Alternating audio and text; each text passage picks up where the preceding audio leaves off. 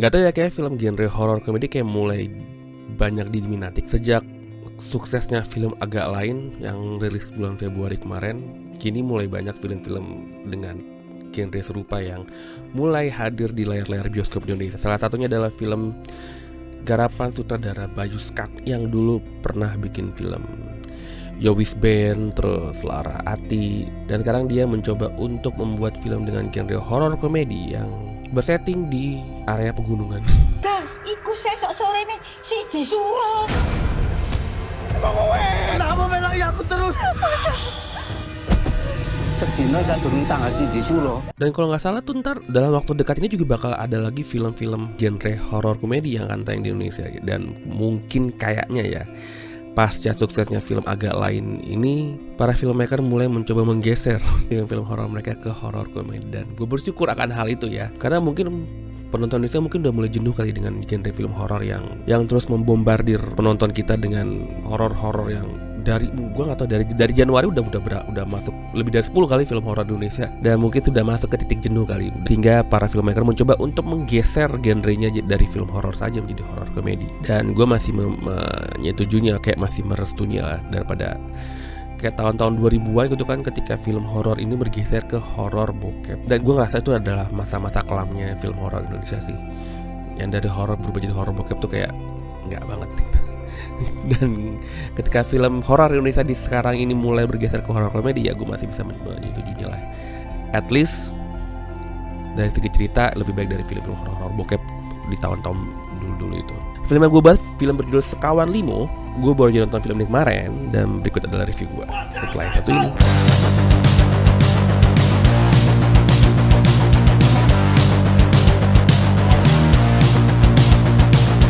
Diperankan dan disutradarai oleh Bayu Skak, film ini bercerita tentang, gue sambil baca contekannya, tentang Bagas yang diperankan oleh Bayu Skak, Leni Nadia Arina, Diki Firza Valanza, Juna Benedictus Siregar, dan Andrew Indra Pramujito dipersatukan ketika mendaki Gunung Madiopuro. Mereka gagal mematuhi beberapa mitos atau larangan yang terdapat di gunung itu. Salah satunya adalah dilarang mendaki gunung dalam jumlah ganjil, terus juga dilarang menoleh ke belakang karena kalau menoleh belakang akan ada yang mengikuti, dan lain sebagainya. Karena beberapa mitos atau larangan yang terdapat di gunung itu mereka langgar, mereka akhirnya ditemani oleh seorang hantu. Dan film ini bercerita tentang 5 sekawan di mana salah satu dari mereka adalah hantu, dan pertanyaannya siapa yang hantunya. Dan inti dari film ini sebenarnya bukan soal itu, karena ini bukan film misteri. Dan gak cuma itu, masing-masing dari setiap tokoh di film ini juga memiliki masalahnya masing-masing yang pada akhirnya mereka harus hadapi ketika mereka mendaki Gunung Madiopuro ini. Secara cerita film ini sebenarnya tidak memiliki terlalu banyak masalah ya, walaupun gue bisa bilang bahwa cerita dari film ini nggak rapi juga gitu. Ada banyak bolong-bolongnya sih bagi menurut gue ketika menonton film ini sih. Namun apa yang dijual dari film ini, yaitu horror dan komedi, berhasil terdeliver dengan baik di film ini. Ada momen-momen ketika gue bisa merasakan ketakutan atau bahkan ada jump scare, penampakan-penampakan hantu yang memang menyeramkan dan bikin penonton takut. Namun gak sedikit juga adegan-adegan yang bikin kita tertawa atau seenggaknya tersenyum geli gitu dengan komedi-komedi yang terdapat di film ini. Karena balik lagi, gue menilai apa yang dijual dari sebuah film, dan menurut gue apa yang dijual dari film ini adalah rasa takut namun juga rasa lucu, dan gue merasa film ini dapat melakukannya dengan baik. Cerita dari film ini sebenarnya tergolong sederhana sih, maksudnya gini, ada beberapa unsur yang terdapat dalam film ini yang sebenarnya memiliki maksud dan tujuan yang cukup dalam. Salah satunya adalah soal mitos jangan menoleh ke belakang yang disebutkan di film ini, yang pada akhirnya memiliki makna atau pesan yang cukup mendalam bagi para tokohnya atau bahkan seenggaknya bagi penonton kita yang menonton film ini. Dan ini adalah salah satu materi cerita yang bagus menurut gue sih, cukup jarang diangkat di dalam film, baik dari segi film horor ataupun drama dan lain sebagainya, soal sesuatu yang yang kita anggap remeh gitu di awal film itu ternyata dalam konteks tertentu atau di akhir film itu sebenarnya memiliki makna yang sangat mendalam gitu, entah bagi tokohnya atau bagi kita sebagai penonton. Dan gue menganggap itu bagus sih. Untuk segi kelucuan, mengingat gue bukan orang Jawa, jadi ada beberapa jokes yang mungkin akan relate bagi orang Jawa, namun bagi gue nggak masuk kali ya, karena memang ada beberapa adegan di film ini yang bikin gue nggak tertawa, sementara penonton lain tertawa gitu. Ada beberapa adegan yang mungkin karena jokesnya menggunakan bahasa Jawa gitu atau memiliki referensi kultur budaya Jawa, sehingga itu membuat bagi sebagian orang lucu, namun bagi gua enggak gitu. Walaupun ada juga jokes-jokes dalam bahasa Jawa yang gua masih bisa ketawa karena gua masih bisa mengerti maknanya. Oh ya, film ini kan sebagian besar menggunakan dialog bahasa Jawa, namun ada terdapat subtitle pada film ini sehingga kita sebagai penonton yang nggak ngerti bahasa Jawa masih bisa mengikuti film ini dengan nyaman. Namun apakah karena film ini menggunakan sebagian besar bahasa Jawa, apakah berarti film ini tidak bisa dinikmati? Enggak, karena masih ada juga beberapa adegan di film yang menggunakan bahasa ini, dan ada juga jokes-jokes pada film ini yang masih menggunakan bahasa Indonesia, sehingga ya kita sebagai penonton non Jawa masih bisa tertawa dengan kelucuan-kelucuan yang ditampilkan pada film ini. Jujur di tengah-tengah film gue ngerasa alurnya sedikit mengalami penurunan sih, atau bisa dibilang terkesan highlight. Entah mungkin penulis dari film ini mulai agak bingung dalam bagaimana cara menyambungkan babak pertama dengan babak ketiga di film ini. Cuma ya gue ngerasa agak light aja, agak slow aja gitu di tengah-tengah film gitu. Sementara memasuki babak akhir film banyak sekali masalah-masalah yang ada di film yang coba dituntaskan sekaligus, yang pada akhirnya membuat ending atau bahkan babak ketiga dari film terkesan maksa atau ingin buru-buru ingin diselesaikan dengan sempurna. Dan ya gue sebagai penonton agak kurang nyaman untuk menikmati adegan tersebut. Ada beberapa momen dalam film yang bikin gue bertanya-tanya mengenai background atau cerita pendukung dari momen-momen tersebut. Salah satunya adalah ketika si Lani mendadak menyenderkan kepalanya ke pundak Bagas. Hal tersebut harusnya menjadi adegan yang romantis, dan jika dilakukan dengan benar kita sebagai penonton akan setuju dengan emosi dari adegan tersebut. Namun karena kita sebagai penonton tidak diberikan latar belakang yang kuat atau pengantar yang cukup memberikan pengertian kepada penonton bahwa Lani pada akhirnya memiliki momen menyukai Bagas, ketika adegan tersebut itu muncul, kita sebagai penonton atau seenggaknya gua langsung bereaksi kayak loh kok gini gitu, kok tiba-tiba Laninya nyanderin kepala, dan pada akhirnya mereka pacaran. Sementara sepanjang film, dari awal film sampai adegan itu muncul, penonton atau seenggaknya gua nggak diberikan cukup alasan atau cukup motivasi menuju ke adegan tersebut. Karena dari awal sampai adegan itu pun muncul, ya si Lani kesannya kayak cuek gitu loh masih Bagas ya. Sementara si Bagasnya ya emang dari awal film udah kelihatan suka banget sama si Lani gitu loh. Namun sepanjang dari awal sampai adegan itu muncul, kita seperti digambarkan bahwa rasa sukanya si Bagas ini seperti cinta bertepuk sebelah tangan gitu loh. Nah ketika adegan tersebut muncul, ya kita jadi bingung loh, kok kenapa bisa jadi begini gitu. Itu sih yang cukup aneh sih. Dan ada juga beberapa adegan lain yang kehadirannya itu membuat kita bertanya-tanya kenapa bisa begini dan kenapa bisa begitu. Yang terakhir mungkin ini mengandung spoiler ya. Jadi kalau belum nonton filmnya jangan lanjutin nonton review ini ya. Ada satu hal yang membuat penonton itu hampir salah nebak, yaitu adegan ketika kan masing-masing dari karakter ini kecuali Bagas dikejar oleh hantu. Kayak si Lani dikejar oleh pocong, terus Diki dikejar oleh arwah debt collector, terus Juna dikejar oleh genderuwo, dan Andrew dikejar oleh kuntilanak. Ketika adegan si Juna ini bertemu dengan genderuwo, dan itu merupakan salah satu adegan apa ya gue bisa bilang ya, adegan kayak tingkat gue adegan menoleh ke belakangnya kali ya. Jadi gini, ada adegan di mana masing-masing karakter ini mencoba untuk berdamai dengan masa lalunya atau berdamai dengan masalah yang ada di hidupnya. Namun ketika si Junanya ini, penonton pada masa tertentu sempat dibuat berpikir kalau ternyata si Juna ini adalah anaknya genderuwo. Karena adegannya itu tampak apa ya, seolah menggambarkan hubungan antara ayah dan anak. Jadi kita sebagai penonton sempat berpikir bahwa sebenarnya si Juna ini adalah anak genderuwo, walaupun ternyata bukan, beda lagi. Gua nggak tahu entah itu disengaja atau tidak, ya itu cukup memberikan penonton sebuah penghakiman palsu gitu loh, atau penghakiman yang salah terhadap salah satu karakter. Karena sebenarnya yang terjadi pada Juna itu bukan seperti itu. Cuma kita sempat berpikir bahwa ya, kayaknya si Juna ini anak genderuwo deh. Tebo deh kayaknya si Juna ini. Ternyata tidak guys, tidak.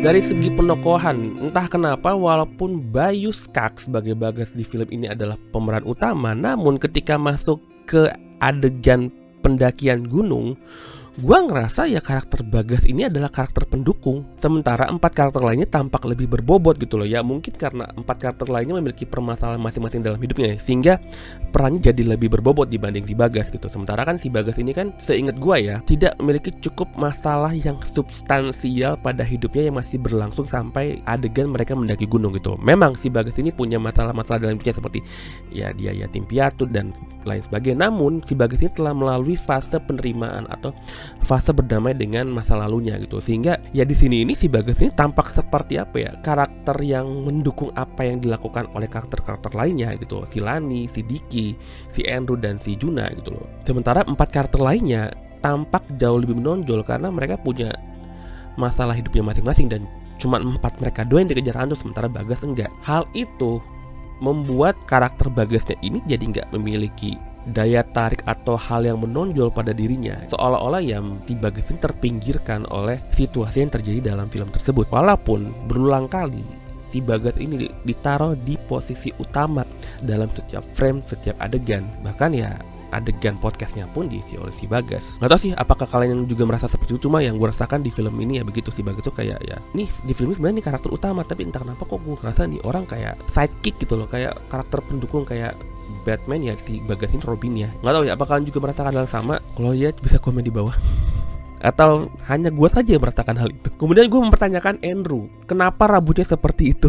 Apakah untuk kita sebagai penonton bisa menerima rambutnya Andrew seperti itu harus membutuhkan referensi joke tertentu supaya kita bisa oke lah, gue bisa paham rambut lo seperti itu. Apakah membutuhkan kayak gitu ya, gue nggak tahu gitu. Tapi yang jelas gue mempertanyakan motivasinya kenapa rambut Andrew seperti itu. Harus banget ya rambutnya pakai rambut model wig kayak gitu. Emang nggak bisa dengan model rambut pendek itu nggak bisa gitu. Gini, kalau kita ngomongin soal filmnya Badarauhi ya, itu kan aktor-aktor cowoknya itu menggunakan wig ya, dan kita bisa memahami konteksnya karena film itu memiliki setting tahun-tahun 70-an dan model-model rambut pada tahun 70-an adalah panjang-panjang septul, sehingga penggunaan wig untuk mendukung penampilan sang tokoh untuk bisa seperti itu bisa kita setujui atau bisa sengaja kita nggak terlalu mempermasalahkannya ya gitu.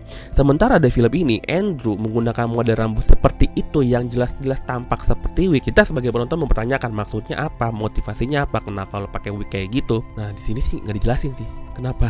Dan mungkin salah satu hal yang memecah perhatian penonton dalam menonton film ini yaitu soal rambutnya si Andrew ini yang aneh gitu loh, terlalu menarik perhatian.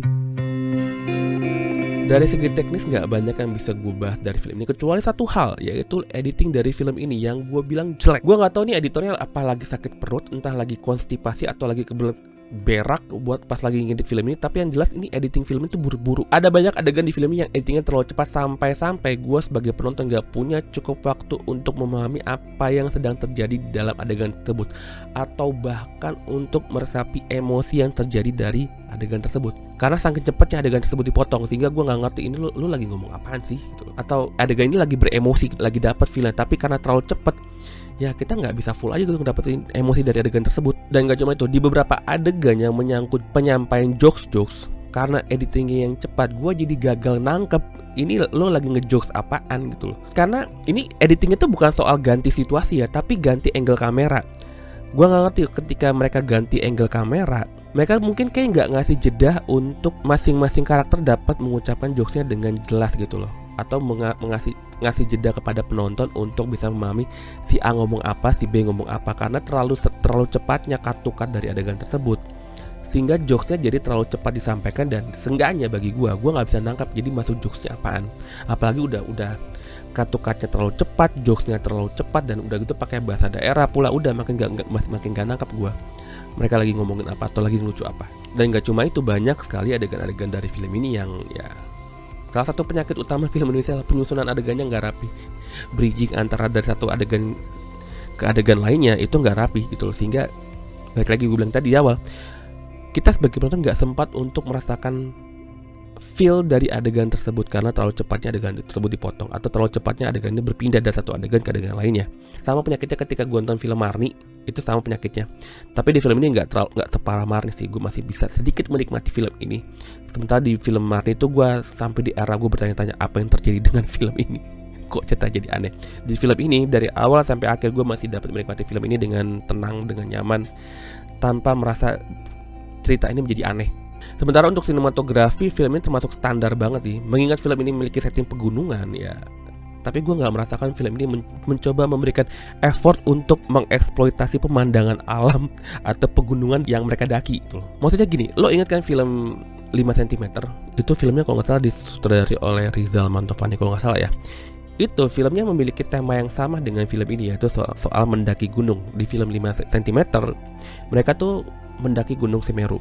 Dan gue bisa lihat di film 5 cm tuh sang sutradara mengeksploitasi secara gede-gedean pemandangan dari Gunung Semeru. Penonton tuh berulang kali dimanjakan oleh visual-visual cantik dari landscape Taman Gunung Semeru, mulai dari perjalanan mereka sampai dari Ranupani ke Ranukumbolo ke Kalimati sampai mereka naik ke Gunung Semeru. Itu tuh kita sebagai penonton tuh dibombardir dengan visual-visual cakep soal pemandangan Gunung Semeru, dan itu menjadi salah satu daya tarik atau daya jual dari film tersebut. Sementara di film ini landscape-nya tuh lebih banyak dipakai untuk latar belakang adegan gitu loh. Karena entah kenapa gue ngerasa penggunaan kamera di film ini, kamera movement di film ini lebih fokus untuk menyorot karakter atau tokoh-tokoh atau orang-orang yang ada di adegan tersebut, bukan visual atau pemandangan alam dari setting tempat tersebut gitu loh. Dan bagi gue itu sangat menyayangkan sih, kayak lo kan film lo soal mendaki gunung, ya harusnya lo jor-joran dong lo kasih visual cakep soal pemandangan alam yang lo pakai, pemandangan alam dari setting tempat yang lo pakai gitu loh. Sampai belakangan gue mengetahui bahwa Gunung Madiopuro ini sebenarnya nggak ada. Sebenarnya Gunung Madiopuro ini adalah gunung fiktif, dan mengetahui hal tersebut kayak membuat segalanya itu menjadi masuk akal bagi gue ya. Kayak pantas aja gitu jarang ngambil gambar-gambar pemandangan alam gitu, soalnya gunungnya sendiri nggak ada gitu loh. Karena mungkin kalau dipaksakan ngambil visual-visual gambar pemandangan dari gunung yang mereka ambil, ya takutnya tuh penonton malah jadi salfok dan lebih fokus untuk cocok logi antara gambar pemandangan yang ditampilkan di film dengan realitas sebenarnya gitu loh. Maksud gue kayak takutnya ketika maksa nih si Bayu Skak untuk gue mau tampilin pemandangan gunung di film ini, takutnya dengan mengetahui bahwa Gunung Madiopuro ini adalah fiktif, si filmmaker maksa untuk ngasih pemandangan pegunungan, takutnya penonton malah fokus kayak, loh ini kan settingnya Gunung Madiopuro ya, tapi kok kenapa landscape-nya kayak Gunung Arjuno ya gitu. Atau lah kok ini pemandangan alamnya kayak pemandangan alam di Gunung Bromo ya, loh kok katanya Gunung Madiopuro. Nah yang ditakutkan mungkin hal seperti itu, penonton malah jadi cocok logi antara apa yang mereka lihat dengan apa yang terjadi sebenarnya gitu kan. Kalau memang benar itu terjadi, ya hal ini malah menjadi salah satu faktor negatif dalam film ini. Ya jadi ketika gue mengetahui bahwa sebenarnya Gunung Madiopuro ini nggak ada, ya gue kayak oh ya dah masuk akal gitu. gue ngerti alasannya gitu. Overall gue termasuk salah satu penonton yang terhibur akan film ini. Cerita dari film itu nggak wow, ada banyak lubangnya, beberapa jokes bahkan nggak kena ke penonton atau setidaknya gue gitu. Namun secara keseluruhan gue masih bisa tertawa pada beberapa momen lucu pada film ini. Penggunaan mitos yang dialihkan menjadi salah satu pesan penting dalam film ini merupakan salah satu hal yang paling gue apresiasi untuk film ini. Gak cuma itu, penggunaan bahasa daerah dalam film ini juga merupakan faktor pendukung yang gue apresiasi pada film ini. Ya sudah saatnya lah makin banyak film-film daerah yang tayang dengan bawa budayanya masing-masing yang unik. Walaupun sebenarnya film itu gak kental dengan budaya daerah ya, namun gue mencoba mengkonversi penggunaan bahasa daerah di film ini menjadi sebuah ajakan kepada sinias Indonesia untuk lebih banyak membuat film-film dengan bahasa daerah dan membawa kebudayaan dari berbagai daerah seluruh Indonesia. So untuk film ini gue tadinya mau kasih skor 6,5/10, namun karena film ini menggunakan bahasa daerah dan gue sangat mengapresiasi upaya ini, sehingga gue memberikan tambahan 0,5 poin untuk film ini menjadi 7/10. Ya gue sangat mengapresiasi sinias-sinias Indonesia yang mencoba untuk membawa budayanya masing-masing ke dalam perfilman Indonesia. Udah ada film Ngeri-Ngeri Sedap, terus udah ada juga film On Demand Day, terus ada juga film-film kayak dari Indonesia Timur, terus ada juga apalagi film Tilik. Ya itu sesuatu hal yang patut kita apresiasi. So itu aja review gue untuk film Sekawan Limo. Buat kalian yang udah nonton film ini dan setuju dengan review gue, kalian bisa kasih tombol like. Dan kalau kalian gak setuju atau punya penilaian sendiri soal film ini, kalian bisa tulis penilaian kalian atau review kalian soal film ini di kolom komentar. Dan kalau kalian suka soal review film, kalian bisa subscribe channel ini. Dan sampai jumpa di review gue selanjutnya. Dadah.